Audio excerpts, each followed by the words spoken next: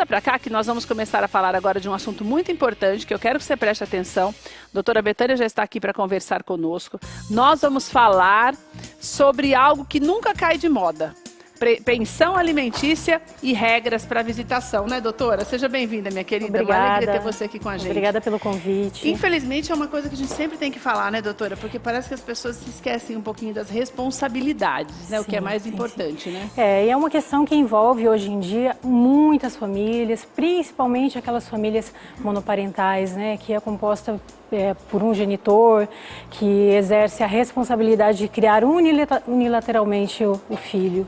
Infelizmente, até mesmo de acordo com o último censo do IBGE, está havendo um aumento cada vez maior do número de divórcios. A gente tem 140 mil casos, casamentos desfeitos, um aumento de 8%.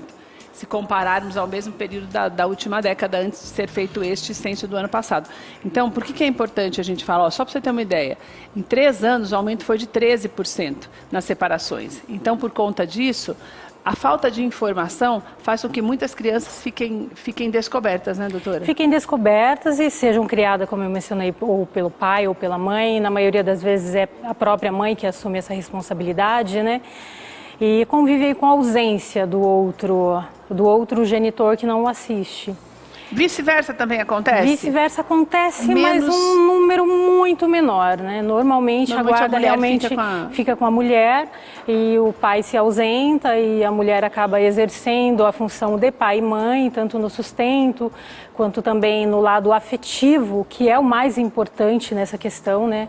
Hoje em dia é claro que a questão financeira importa muito, mas principalmente a questão afetiva, que envolve o amor, envolve o companheirismo, a ausência de um dos genitores nesse menor, nessa fase do crescimento, ela traz um abalo muito grande, ela traz sofrimento para a criança e isso afeta muito na vida adulta. Olha, eu quero falar de 2 assuntos importantes. Tem umas ramificações que eu quero falar na questão da visitação e quero falar primeiro da questão da pensão alimentícia.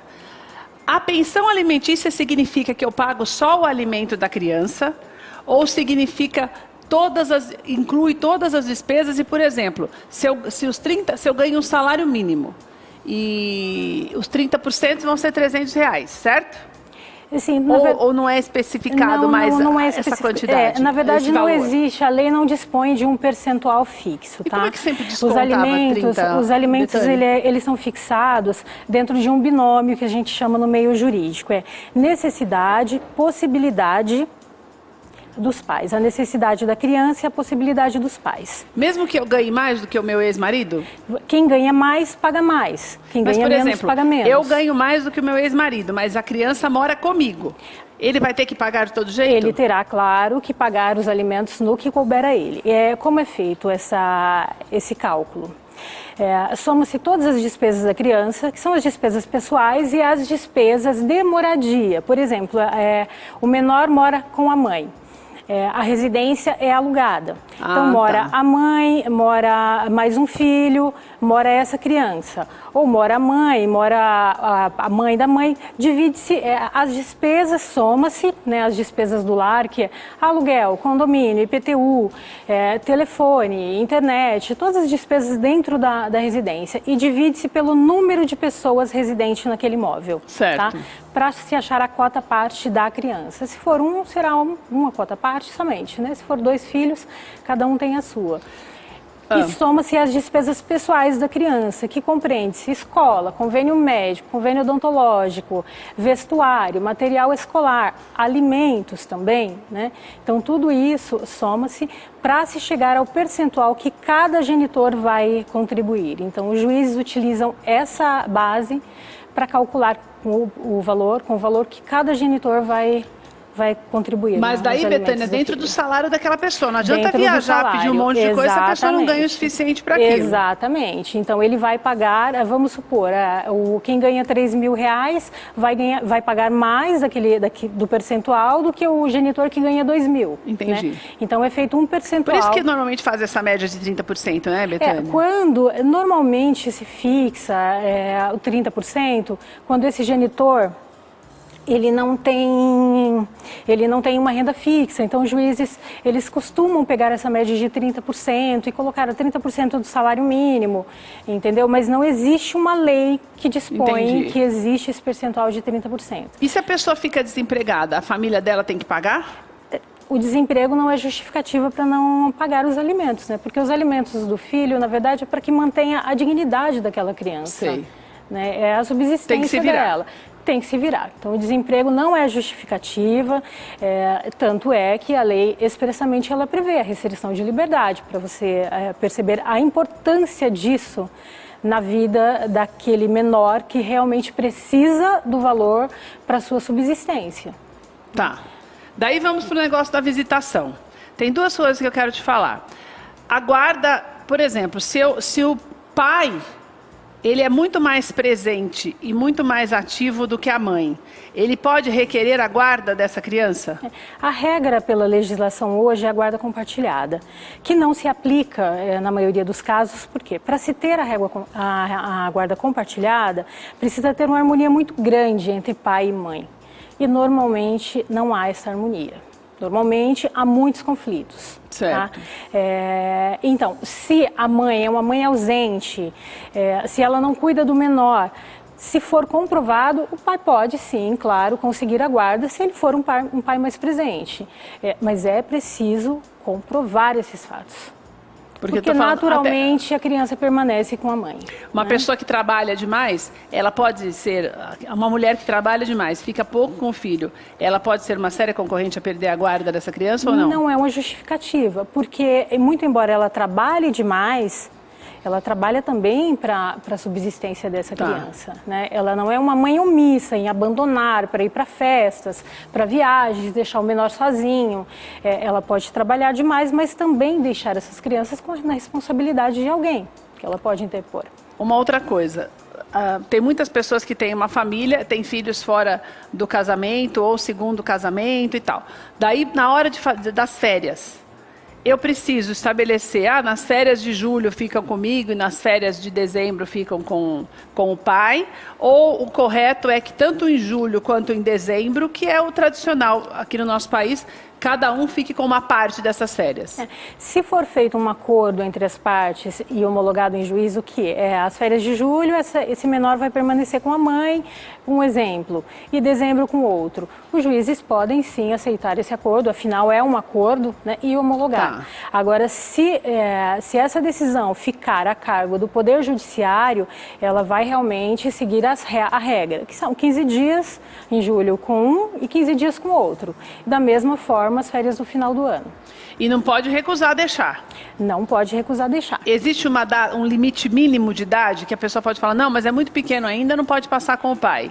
Normalmente, quando a criança depende da mãe, por algum motivo, o pai não tem condições... Recém-nascido, 2 anos de idade. Sim, os juízes, eles não permitem o pernoite até determinada idade. Qual é a idade? Por exemplo, eu já vi casos de crianças com 3 anos que pernoitam normalmente com o pai e não há problema nenhum, que o pai é responsável, cuida, porque tem uma série de cuidados que essa criança necessita nessa idade. Que é pequenininho. Exatamente, a criança pode sentir falta da mãe nos primeiros tempos, então tem que fazer uma adaptação dessa criança pernoitando com o pai. Então precisa também ter esse consenso daquele pai que está recebendo uma criança pequena nessa idade, entender o sentimento daquela criança, porque é o melhor interesse da criança e não do genitor.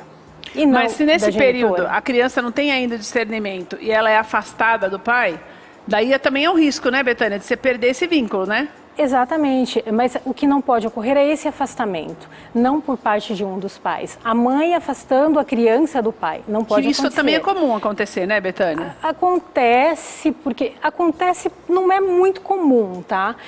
Porque a justiça não deixa, né? O que acontece é que muitas vezes a criança realmente se nega a ir, tá? A gente sempre diz, a convivência é um direito, não é uma obrigação.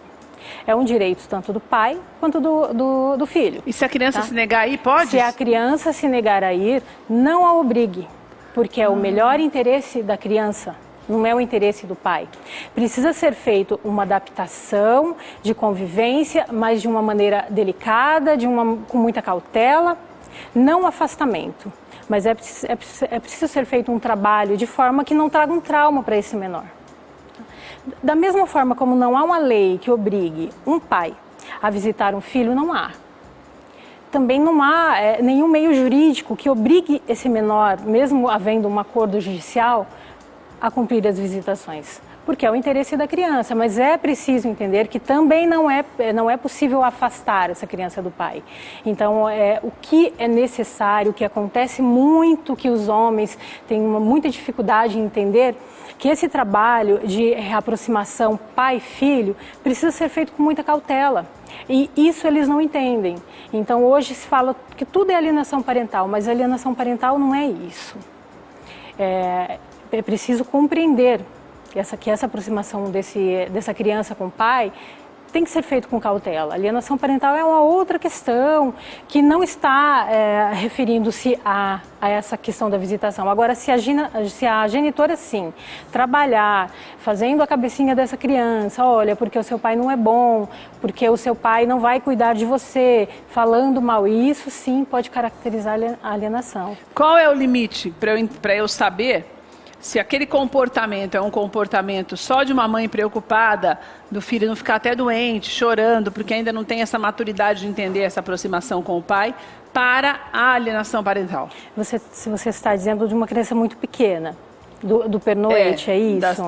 Até uns 5 anos de idade, porque depois a criança já começa a falar mais, né, Betânia? Entra numa outra fase, né? Sim, eu vejo casos assim, em que os juízes, é feito um acordo judicial, em que os juízes, até mesmo pernoite, eles determinam a partir dos 6, 7 anos. É uma fase que a criança já está entendendo bem, né? Então, eu vejo muito isso. A criança muito pequena tem que ter essa preocupação, claro, por parte da mãe. Olha, meu filho vai pernoitar. É muito comum que as mães liguem para saber como essa criança está. Isso como normal. Está sendo, é muito comum. E eu vejo muitos casos dos pais não permitirem que a mãe fale com a criança naquele período. E é algo que não pode acontecer. Isso, né? Existe muito. Tem muitos pais que falam, não, é o meu período de estar com essa criança, eu não vou permitir que a mãe fique ligando para querer saber como ela está nos meus cuidados. Mas isso é desnecessário, brigas, né, Betânia? E é conflito, você percebe que não tem harmonia ali, isso é conflito realmente. Então é feito, não é pelo interesse, não é pensando no bem-estar do menor, é feito para atingir um outro. Então isso realmente não pode acontecer. Uma outra coisa para a gente encerrar. Depois de maior, a criança pode, por exemplo, o pai tem o direito de ter as férias com a criança. Sim. Mas a criança pode dizer que não? Ela pode, até com 8 anos, se a criança falar, eu não quero ir na visita, não se vai obrigar, porque não existe esse meio jurídico. Sentimento não se obriga. Mas a mãe não pode recusar de deixar o filho ir. A mãe não pode. Então, o que acontece muito, quando o filho recusa ir, mesmo pequeno, uma criança de 8 anos, 10 anos, 12 anos, ela está se recusando a ir com o pai, normalmente o que nós indicamos é que se entre com uma ação judicial pedindo a revisão das visitas para que seja feito um estudo psicossocial para entender o motivo pelo qual aquele menor está se recusando. Tá. Porque algum motivo tem. Agora, seja de um lado, seja de um outro lado. Agora, se for uma coisa que é perceptível, que a mãe não quer deixar ir, tem que também recorrer à justiça. Sim, o pai precisa buscar os direitos. A mãe é obrigada. É obrigada. Ela não pode proibir o filho de conviver com o pai, né? Porque é o direito da criança. Da mesma forma, é o direito do pai conviver com o filho, o direito da criança de conviver com o pai. Então, se a mãe proíbe, ela está proibindo um direito do menor. Verdade.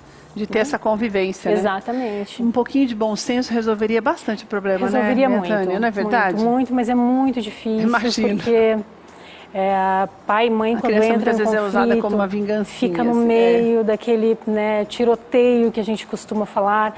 E a gente conversa muito, eu costumo conversar muito para os clientes, mostrar a importância de não colocar aquela criança no meio desse conflito. Mas é muito difícil, eles normalmente não conseguem separar. Daí não é advogado que resolve, entendeu? Como a doutora Betânia falou, é o seu bom senso. Mas vou deixar os contatos dela para você ter mais informações também. dra.betaniacosta, tá aqui na tela para você. Tem o WhatsApp também, que é o 994232448. 994232448. Obrigada, viu, Betânia? Uma alegria ter você aqui com a gente.